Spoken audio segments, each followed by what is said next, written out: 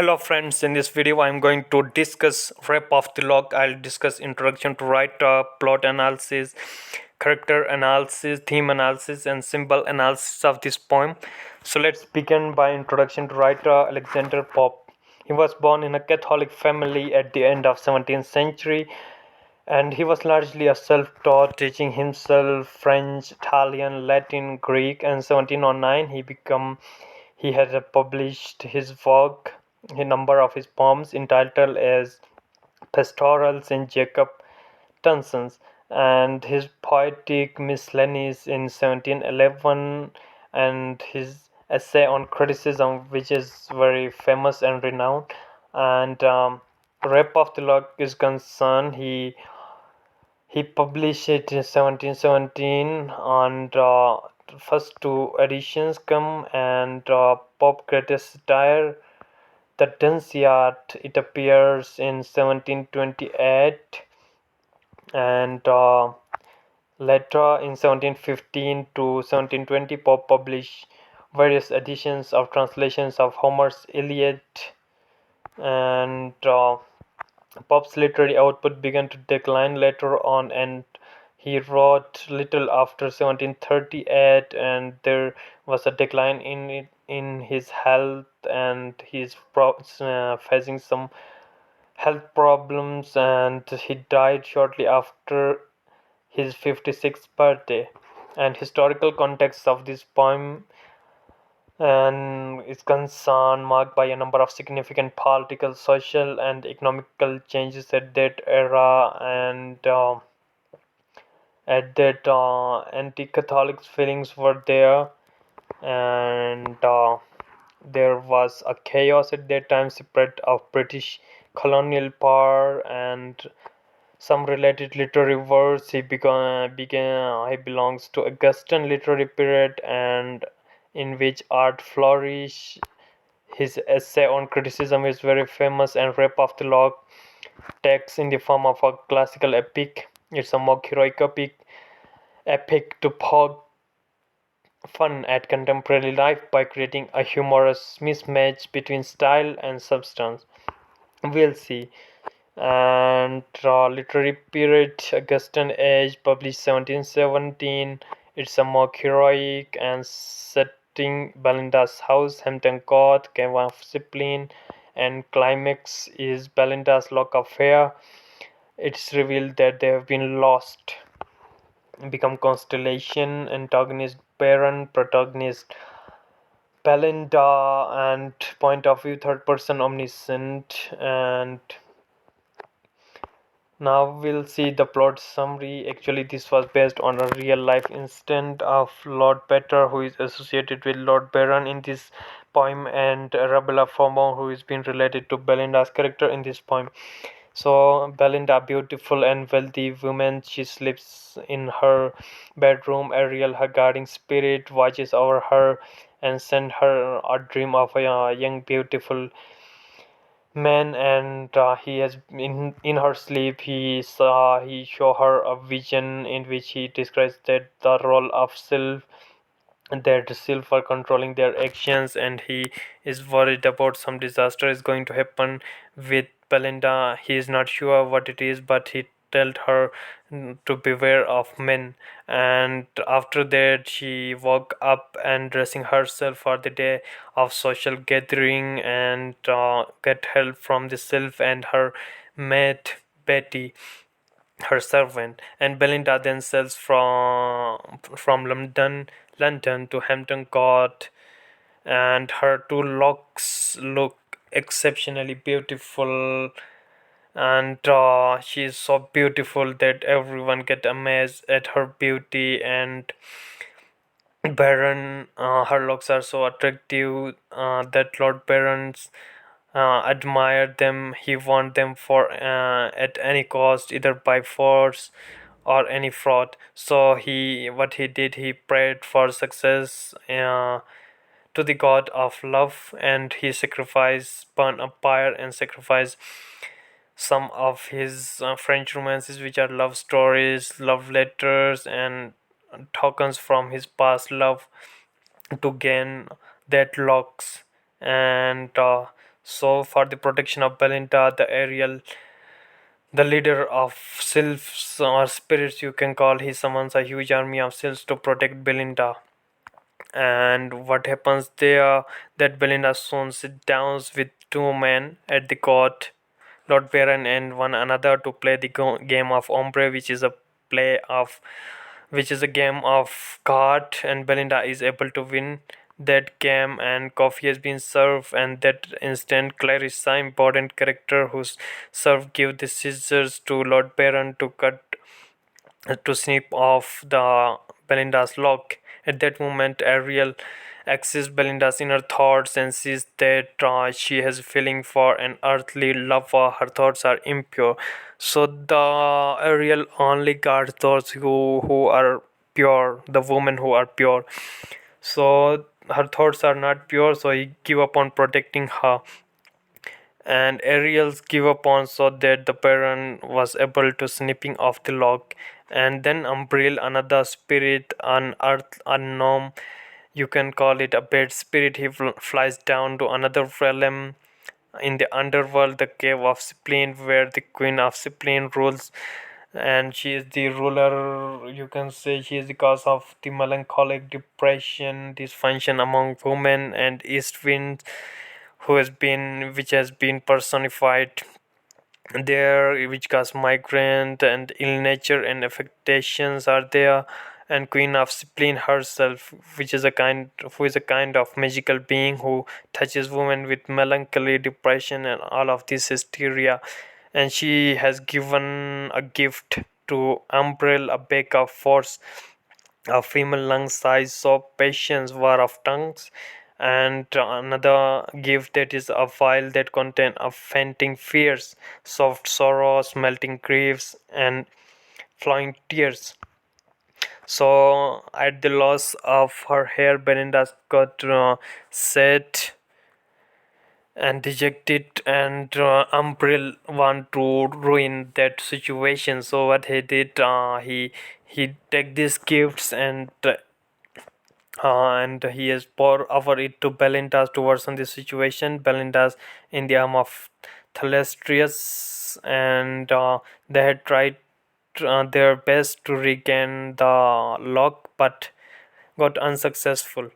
And Belinda, lamenting on her loss of luck, wishing that why she did come here instead of the vision she had in her dream of impending danger. And Clarissa quits this group and make her own speech, Clarissa's speech, which is very important there, that where she emphasized that beauty has no value, but what actually matters is morality, the virtue that matters. Beauty fades away. Belinda rushes at Barons and blows sniff into his nose with the help of the gnomes, and she defeated her. And at that fight, miraculously the log is gone. It gone into sky, into heaven, become constellation, a star. And so it lives here for eternal testament to Belinda's spectacular beauty is preserved in the form of that constellation or a star in heaven. That's a brief summary of this poem. Now we'll see character analysis. The major characters: Belinda, who is protagonist, a wealthy, belong to aristocratic family, a beautiful woman. She has a beautiful, extraordinary locks. She is beautiful, virgin, and she actually a bit of slippery characters to come to terms. Okay, with a reader provided with the relative little access to her inner thoughts. We are not sure exactly when Ariel get access to her inner thoughts, that a truly an earthly lover reside in her thoughts, and she is governed by supernatural forces, the spirit, the selves. And Belinda character is based on real life of that incident, who is known as Arabella Fomo, and Ariel, Belinda's guarding spirit, protecting her because she is beautiful and chastity. And he conscious her to beware of men. And Yes, we'll see the Lord Baron, antagonist of this poem, based on real character of Lord Petra, and he snips of Belinda's log, and the Baron is only reference to his by his little, revealing his masculinity and his station, but nothing else.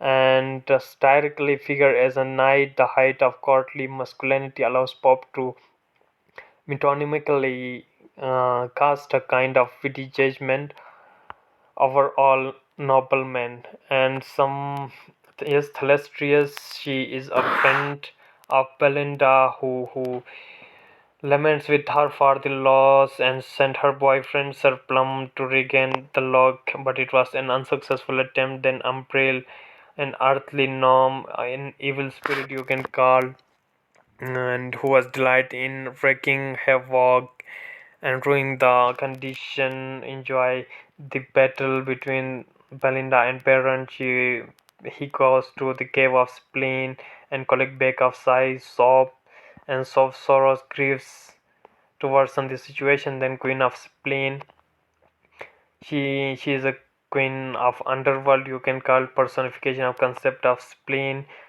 something that causes hysteria, melancholy, bodily dysfunction. And Clarissa, her character is later added in this poem. She was not there in actual incident, so she is a lady at the court and lends the baron her scissors to snip off Belinda's lock and find whole incident frustrating and give her speech. Her speech is very important, emphasize on that beauty has no value, but actual value is of that morality, intellectual and virtue. Minor characters include Plum, who is Celestia's suitor, her boyfriend you can say, and Zephyritus, a sylph in charge of Belinda's fan, and Brillianti, in charge of Belinda's earring, Momentilla, guardian of Belinda's watch, Crispisa, guardian of Belinda's hair, and then Betty, Belinda's maid, Shock, Belinda's lapdog, Carol, Pop's friend John Carroll. And important terms: ombre, it's a card game. Rape here refers doesn't refers to the modern meaning of the rape, that is sexual harassment, but here rapes refer to something that is taken forcefully. Okay, here it refers to forceful cutting of Belinda's lock, a theft or plundering. So this title you must understand the sylph's guardian spirits, and now we'll analyze themes. The first theme is the triviality of court life. Triviality refers to something that is common, banal, unimportant, you can say. So the whole epic is written to highlight the triviality of court life. And it's a trivial episode of 18th century royal court life, and Belinda's a beautiful, charming young woman spends a day at court. And so this triviality he Pop highlighted by comparing it with an important events in classical epic with trivial events at court life. So it becoming so he to highlight that how silly the court life is. And Pop referenced the tradition of epical poetry, poems about serious conflict and heroism, to show the comparison how trivial and when the life at court is. And heroic couplets, pair of rhyming lines in iambic pentameter it is written, and the loch will be equally heroic, but thus the poem matters. Ironically, it emphasizes the triviality of the narrative, and this is because epic poems typically recount profound high stakes struggles, whereas this is a trivial incident. And this means that Pop opting to use heroic couplets to focus on trivial story of woman's ruin here though in Rape of the Lock, designed to strike contemporary readers as clearly ridiculous. So he draw a comparison between his own characters and figures from the epic tradition. We'll see different allusions, references to classical epics. Homer's Iliad, Virgil's Aeneid, and many more. And Palinda's lock has been cut off. Pop compares this character to that of Virgil's Aeneid. Beroni is conflicted or taken for the Aeneas, the Trojan hero, Thalestris with Aena, and Belinda's with Dido. So and so these are allusions reference to date, and in which the incident is very in traditional epic, classical epic. The incident is very historical, very significant indeed, but that of Belinda's incident, it's a trivial, just a cut of hair, nothing more. And another important theme is beauty versus poetry. And whole this emphasized society's focus on beauty and appearance, how that society 18th century court life, they emphasize on the importance of beauty. And Belinda's adore for her beauty, and Clarissa's wise speech about unimportance of beauty, how beauty is unimportant, it fades away. What actually matters is virtues, morality, good humor, and beauty fades away when it's inevitable. We cannot avoid aging, and just are focused on looks, dressing, makeup, ball parties. These are all in vain, useless activities. Obsession with beauty is fundamentally absurd idea, and that perhaps the true beauty might really be of some value after all, but only if it becomes the subject of poetry and thus achieves a kind of literary immortality. And Pope mocked Belinda's fixation on her own beauty, comparing her with epic hero about who prepare for going into a battle. So she prepare for a party like that, and we'll see that. So in a battle we see nobly to fight for some important cause, but her cause beautifying herself. There is no cause. Belinda's effort appear almost entirely self-serving, and she is not fighting for a cause, but instead trying to beautifying herself for her own pleasure. And this emphasizing just how unimportant her interest in beauty is. And Clarissa's speech on the value of beauty emphasized the ultimate futility of beauty.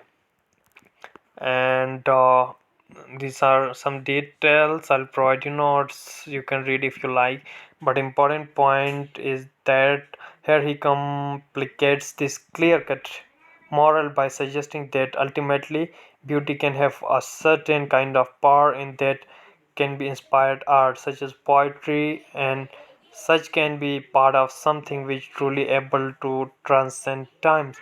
So Belinda's beauty is preserved in poetry. Her log become a constellation, possess eternal beauty, forever reside in heaven. And another important theme is that of gender.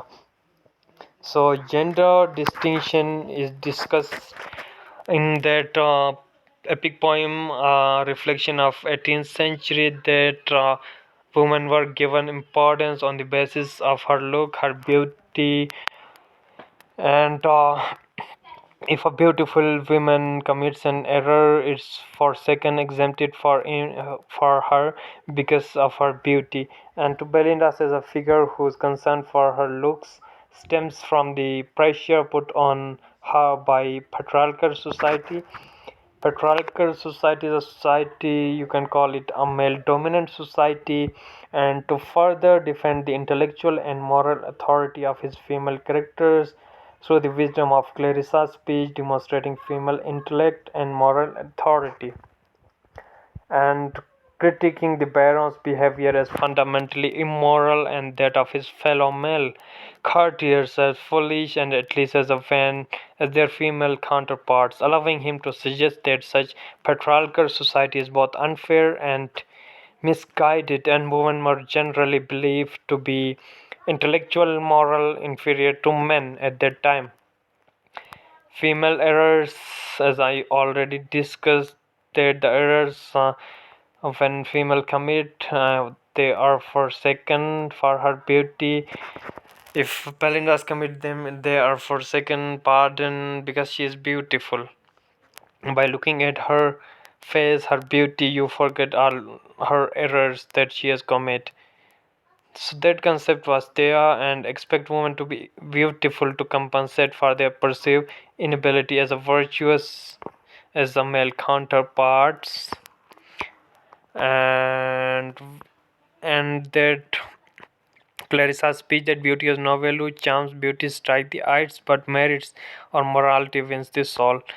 And then some of the male characters introduced in the court battle in Canto 5, such as Dapperwit, Sir Fopling, gives a parodic aristocratic names, both of which suggest undue attention to one's appearance.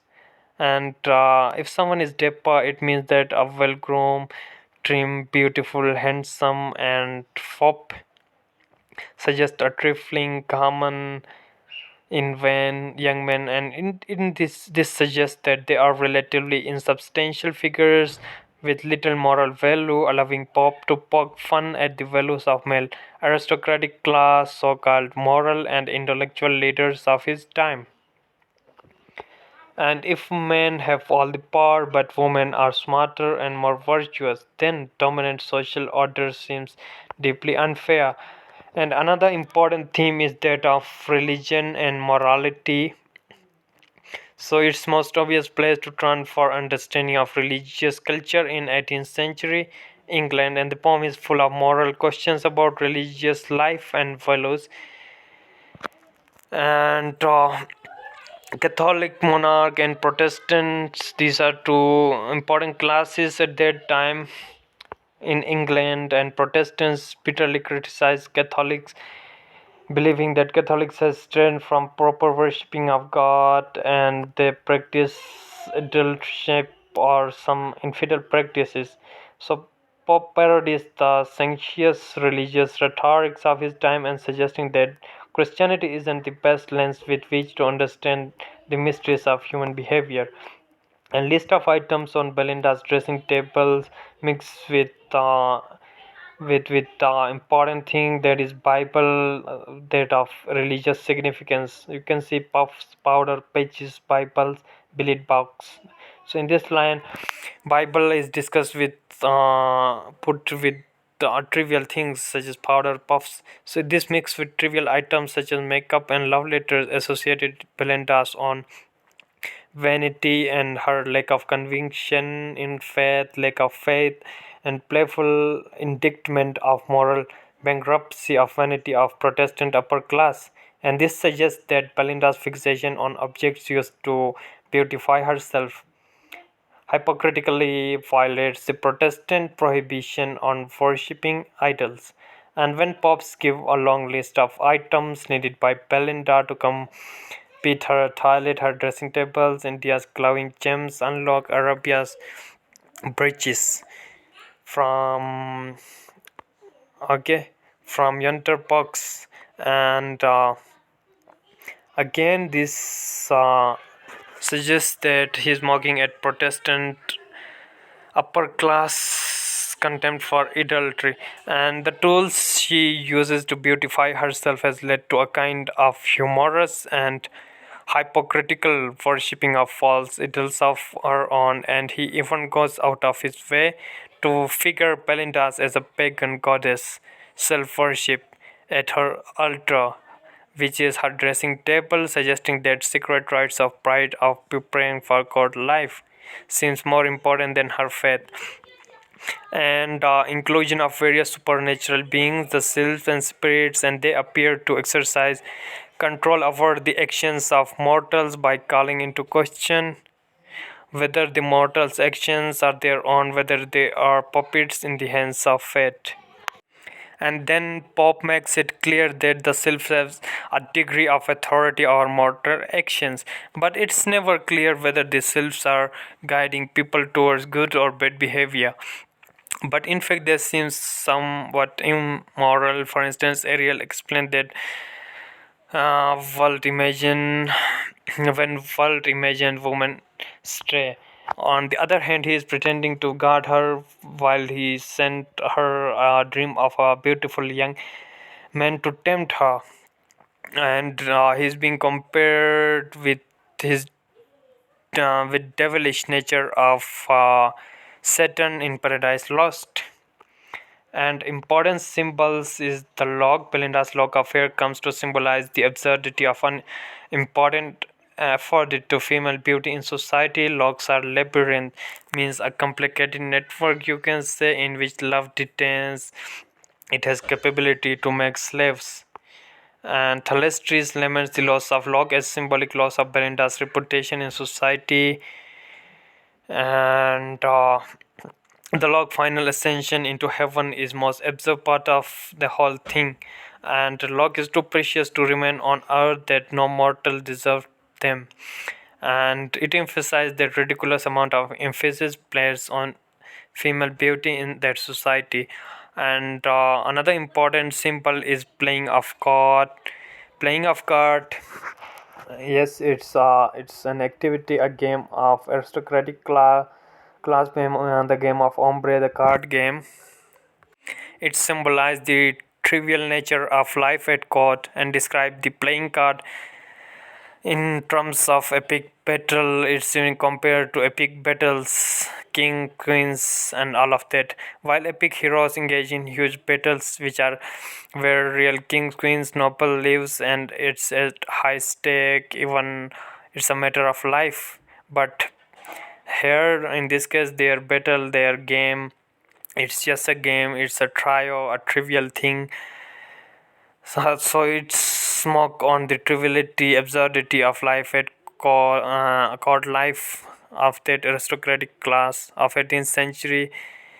So that's all. Hope you understand. Notes are in description. If you have queries, you can ask in comments and follow our page on Instagram. Link in the description. Thank you for watching.